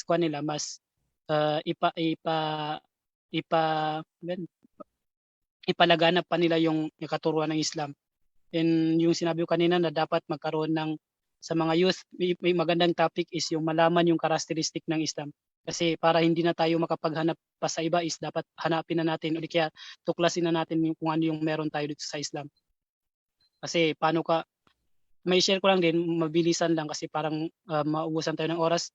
Ang kasi ngayon, ang problema kasi natin ngayon is kapag may nangyayaring bid'a, o di kaya may nagagawang bid'a yung mga kapatid nating yung mga general Muslims, is sinasabi lang natin na haram yan, pero hindi tayo nakapagbigay ng solusyon. Hindi natin na naibibigay kung ano yung alternatives. Kasi siyempre, sinabi natin na yung Islam is universal, malawak yung Islam. So kung mapapansin nyo rin na kapag may mga ganyan, and we encourage our ulamas, na tayo mga future du'ats, mga estudyante, kapag nagsabi tayo ng haram, nagbawal tayo ng haram, is magbigay tayo ng solusyon, di kaya alternative, para malayuan nila yung haram na yun, yung non-Islamic na yun. So i-explain natin, more explanation ngayon. Sabi nga nila, build, pero tayo explain, ganun. Sana, inshallah. Alhamdulillah. So ang next question, andito pa po ba si Jalani? Ako yung Jalani. Apa. So yun, yung next question po natin, siguro second to the last question natin to is, ano ang mga maaaring maging sanhi or dahilan kung bakit mayroon sa mga kabataan ngayong henerasyon ay umahantong at mas nagkakaroon ng interest sa panggagaya sa mga non-Islamic actions kaysa sa pagsasagawa ng mga sunna o mga pamamaraan sa Islam? Mashallah. وبه نستعين وعليه نتوكل. السلام عليكم ورحمة الله وبركاته. Bago po ang sagot sa katanungan, ako po muna ay bumabati po sa lahat ng mga nanonood ngayon, no? Assalamualaikum warahmatullah sa inyo pong lahat. So yun, sa aking sagot sa tanong na yun, I think ang malaking sanhi kung bakit ang karamihan sa youth ngayon ay ang pinipili dahil siguro sa influence ng technology. Yun, kasi kung mapapansin natin sa panahon natin ngayon, mas pinipili pa ang lakas ng influence ng technology like Facebook, ML, yan yung mga subhanallah, may mga makikita pang mga kapatiran natin na Muslim na nag-TikTok, So ayan yung mga influence ng mga youth sa panahon natin ngayon. So yun yung naging sanhi na mas nararamdaman pa nila yung desire ng sarili nila sa paggawain na yon, sa mga gawain na yon. Kaya nakakalimutan na nila yung pag-aralan o pag-aralan pa ang Islam. So kaya yun kaya mas lalong bumababa yung iman nila. So siguro dagdagan lang ng ating Sheikh yung sagot sa tanong ngayon, inshallah. Inshallah, Sheikh, yun po yung same question po. Anong mga maaaring sadhi o dahilan kung bakit mayroon sa mga kabataan ngayong henerasyon ay humahantong at mas nagkakaroon ng interes sa panggagaya sa mga non-Islamic actions kaysa pagsasagawa ng mga sunna o mga pamamaraan sa Islam? Yun, parang medyo malapit lang din sa naunang question. So yun parang wala nga, hindi sila na-expose sa Islam kung ano yung totoong katuruan ng Islam. And sa mga alternatives, nabanggit nga ni Akh kanina na may mga Muslim na nagti-TikTok, subhanallah. Pero kung kasi may mga TikTokers din yung na Muslims naman na hindi lang yung pagsasayaw. And maisingit ko lang din na not claiming na may TikTok ako, pero nakikita ko lang sa Facebook yung mga sinishare na meron din na may mga beneficial din na sinishare yung mga ibang kahit Muslim or non-Muslims, kumbaga sa technology, knowledge, yung kahit yung mga ibang din, may mga news channel din, yung mga ibang educational knowledge, mga da'wa center, pinapasukan na nila yung TikTok kasi nandun na yung mga tao. So kung alam lang sana ng mga youth ngayon na meron ding mga content yung TikTok na beneficial, kumbaga science oriented, di kaya kasi may mga nakikita ko din na mga Arabo na nagdadaawa na doon, nagbibideo sila ng mga da'wa, short messages. So yun, ipakita natin sa kanila na hindi yung normal na ang TikTok is para lang sa sayaw-sayaw, di kaya kanta-kanta. May mga kwan dyan, may mga channel dyan, may mga TikTokers dyan na hindi rin magandang sabihin ba yung word na TikTokers.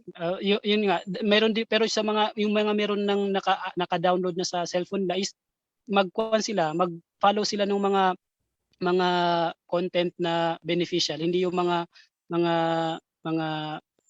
yung usual na alam natin, kasi hindi natin may magsasabi na ihaharam nila yung TikTok. Kung ihaharam nila yung TikTok is kumbaga iharam na rin niya yung Facebook siguro, kasi meron din diyang may mga haram din diyan. Pero sa atin kasi na Muslim youth na meron na nasa cellphone na nila, hindi na nila kayang uninstall yung app, is na lang yung alternative is layuan nila yung mga ganong mga entertainment na content, doon sila sa mga content na beneficial. Kasi kung ano man din yung ilalike mo is kumbaga yun din yung susundin ng algorithm na isusunod nila sa feed mo, is kumbaga yung mga nilalike mo rin. So yung mga may kwan dyan, social media dyan, kahit ano bang social media ano man yan, na i-follow nyo yung mga content na mga beneficial, mga knowledge in nature. Kahit dito sa Facebook, doon tayo sa mga page na mga ganito, gumakandak sila mga live lectures, and sa iba pang sa mga YouTube din, sa mga channel na hindi yung mga reaction lang, kundi kaya mga entertainment lang. Doon tayo sa mga may benefits. So in general na yun siya. Dapat lang maging tayo. Pasimulan natin sa sarili natin na i-follow yung mga makakabuti sa atin. Huwag nating sayangin yung oras doon.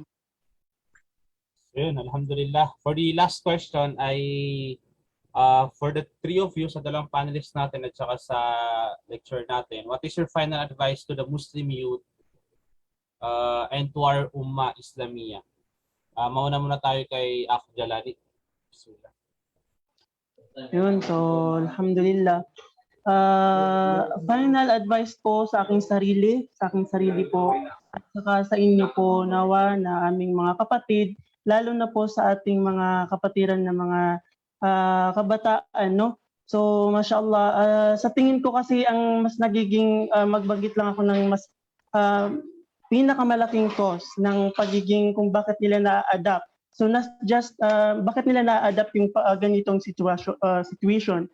So, sa tingin ko ay ang pinaka ay dapat mamulat tayo sa teachings of Islam. Kasi kung bakit natin yan nagagawa, bakit natin na-adapt ang mga ibang mga gawain ng mga non-Muslims or nalabag sa Islam ay dahil yan sa kakulangan ng ating kaalaman sa Islam. So marapat lamang sa atin na mga Muslim, no? Sa ating mga kapatid na ikaw ay Muslim, so marapat lamang sa inyo, marapat lamang sa atin na ating alamin kung ano ba ang katuruan ng Islam, ano ba yung pwede natin gawin, no? So yun nga yung nabanggit ng Sheikh natin kanina, na ang TikTok ay pwede natin yan magamit in a right way. So maaari natin yan magamit sa pamamaraan ng mabuti.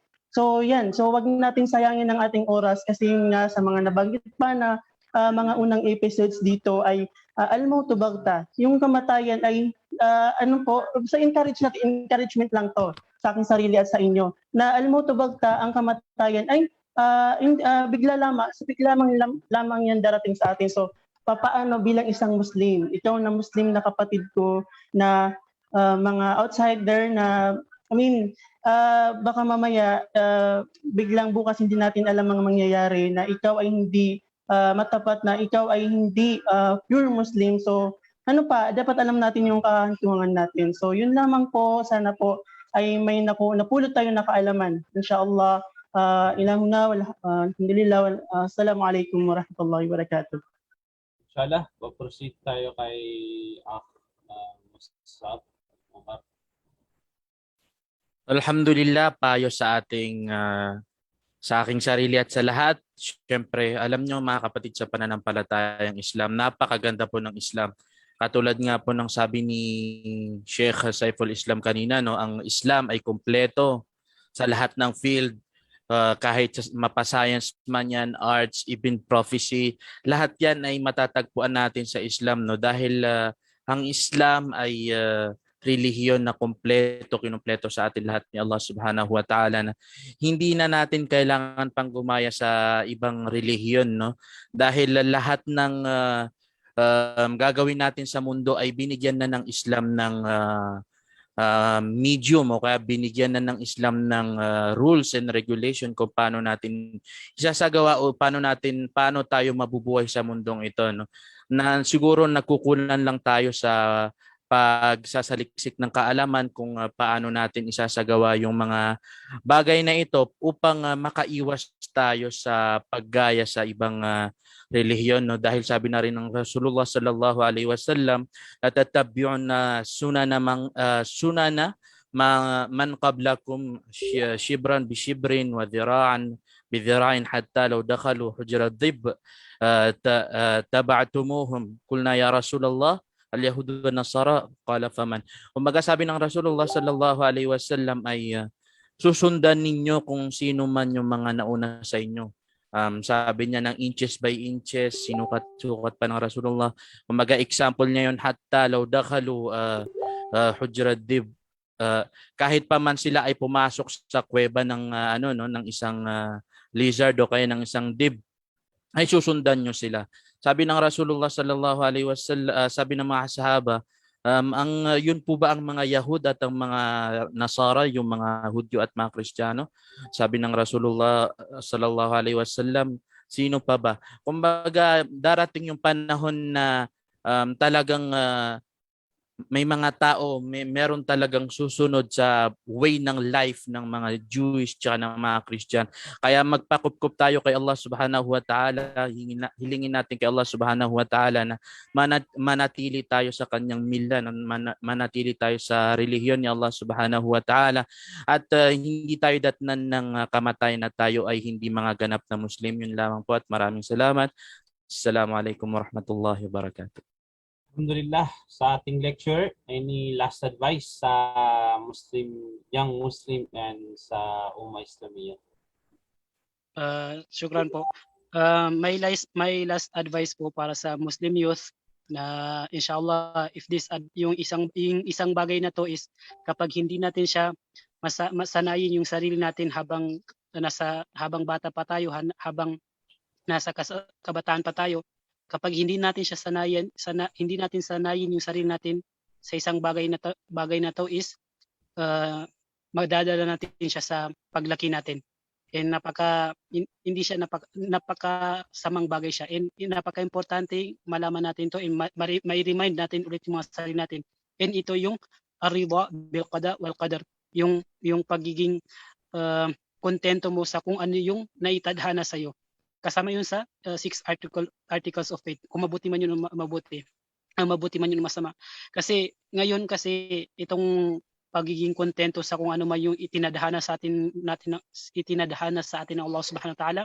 Kung mapapansin natin is kung hindi yung mga kabataan natin ngayon, kung hindi sila kontento sa kung ano yung sitwasyon nila ngayon, and idagdag mo pa dyan yung mga nakikita nila sa social media na kasi yung social media niya, nature niya is pagpapakitang kanyan showing off. Pinapakita lang dyan yung mga magagandang bagay, yung mga iba nagta-travel, magaganda yung pagkain, mashallah, masarap yung pagkain, umaga, hapon, tapos party sa gabi, o kaya kahit saan mang bakasyon yan. So yun yung nakikita natin sa social media. Tapos tayo, and wag nating kalimutan yung mga magaganda dyan, yung alhamdulillah, nirizkyan ng Allah subhanahu wa ta'ala ng magandang mukha. So yun, kapag yung bata ngayon, yung Muslim youth ngayon is wala siyang contention, kung hindi siya kontento sa kung ano man yung binigay sa kanya ng Allah subhanahu wa ta'ala, is malaking sa kanya, malaking epekto sa kanya. Gagawa siya ng hindi magandang bagay, yun nga, susundin niya sila kahit hindi naman bagay sa kanya, ganyan. Tapos kapag once na lumaki yung isang kabataan, and alam natin na ang lahat sa atin ngayon is ano yung pagkatapos ng pag-aaral natin, pagkatapos ng study, maghanap tayo ng trabaho. So once na yung isang kabataan ngayon is hindi siya kontento sa kung anong meron siya, magkakaroon siya ng inggit, makikita niya yung ibang tao na may trabaho na, ganyan, is masisisi na niya yung qadar, masisisi niya yung Allah subhanahu wa ta'ala na hindi niya nalalaman. Na kumbaga, gagawa siya ng mga reasons na, kumbaga, nakuha lang naman ni Fulan itong trabaho na to kasi may backer siya, ganyan, malakas yung kanya, may kilala siya sa loob. So, yung risk, yung biyaya ng Allah subhanahu wa ta'ala is nakadistribute na yan sa atin. Simula pa ngayon na doon na yung risk sa pera, risk sa pangangatawan, sa pagmumukha, kung ano yung binigay sa yung mukha ng Allah subhanahu wa ta'ala. Kung hindi ka dyan kontento is mahirap na, magiging masalimuot, hindi kaya magiging malungkot yung buhay mo. So, yun, as a youth, kung habang bata pa tayo is turuan natin yung mga sarili natin na maging makontento. Tanggapin natin yung ano ibinigay sa atin ng Allah subhanahu wa ta'ala. Wag natin isa dibdib yung mga nakikita natin na mashallah, yun nga, basta magaganda talaga yung pagpipicture nila pagkain tapos tayo na wala. So yun, kapag alam nating makontento, madali lang tayong makontento kung ano yung binigay sa atin ng Allah subhanahu wa ta'ala, is madadala natin yun sa pagtanda natin. May tuturo natin sa pamilya natin, sa mga anak natin, and ano yung result? Inshallah, Allah subhanahu wa ta'ala, siya yung magbibigay sa atin ng kung ano yung gusto natin na sobra-sobra pa na hindi natin i-expect. So yun yung last advice ko sa kabataan ngayon is makontento kung ano yung binigay sa atin ng Allah subhanahu wa ta'ala, and every time na kung makita ka ng iba na makontento ka, maging masaya ka sa kanila, alhamdulillah, mashallah, and keep moving on. Ushkurillah, pasalamatan natin Allah subhanahu wa ta'ala kung ano man yung binigay niya sa atin ngayon. Shukran po. Yun lang po sa akin. Last advice. Alhamdulillah, Jazakumullahu khairan sa ating mga panelists at saka sa ating lecturer. Kung makikita niyo po, wala na po si Brother Mustafa kasi nawala po yung signal niya kasi nasa Marawi din siya. Siguro because of the Typhoon Kiko. Paalala din po na may mag-ingat tayong lahat sa kung saan mga naroroon dahil may bagyo ngayon at saka sa pandemic na rin, mag-ingat po tayo lahat at saka nawa ay parati tayong nasa ligtas na lugar. And inshallah, may mga announcement po din yung Youth in Din team natin. May mga announcement inshallah. Mga bukas, makapag-post din po kami about sa announcement na inshallah. It's for a goodness. It's a cause for a goodness inshallah ta'ala. And sa advice ko naman sa lahat ng nanonood ngayon, especially for myself, na kumaga, yes, it is indeed depending nga sa paggamit ng social media yung mga yung mga paggamit natin doon. Pwede natin gamitin yung tawa, pwede natin gamitin na kumaga magsaliksik ng kaalaman. But for me, siguro piliin natin yung mga certain social media application o yung mga dapat natin gamitin. Kumbaga, not all application ay pwede natin gamitin. Siguro kasi usually yung TikTok, ang ano talaga ng TikTok, ang pinakaano ng TikTok talaga is for entertainment. Kumbaga, kunti lang yung nakikita natin ng nagtatawa kasi mostly nakafocus yung mga nagtatawa ay sa YouTube and sa Facebook. So, mainam siguro doon tayo mag-focus kasi sa mga TikTok, habang nag-scroll ka doon, ay marami pa rin dumadaan na iba't ibang, minsan pa nga yung mga pag-sell nila, minsan pa nga yung mga hindi natin sabi yung mga ibang ginagawa nila. So, mainam. Tapos sa Facebook, i-like natin yung mga page na pang-Islamic na pages, yung mga personality ng mga ulama natin, i-like natin, and tapos sa YouTube din, i-click natin yung subscribe, tapos yung ano gagawin natin yung parang i-bell natin para lahat ng post nila ay makakuha tayo or makikita natin. So that's my last advice. Naway hindi tayo mapabilang sa mga taong sa pagsama or sa pag-blend natin sa mga hindi Muslim ay unti-unting nalilimutan ang ating relihiyon at sa dulo ay naging hindi na Muslim. Subhanallah, naway hindi tayo papasama sa mga taong ganun. Inshallah ta'ala. So yun lang. Hanggang dito na lang po. Ang Youth in Din Talk ay kung ano ang mga nasabi namin dito ay handa po kaming makinig sa inyo at amin po itong ipaparating sa ating mga ulama at marinig kung mali po nga ba ang may nasabi or tama yung sinasabi. Inshallah ta'ala, kung mali po kami na nanggaling sa ating mga ulama ay amin po itong tatanggapin at amin itong i-correct mismo, inshallah ta'ala. So yun lang po. Assalamualaikum warahmatullahi wabarakatuh. Alaikum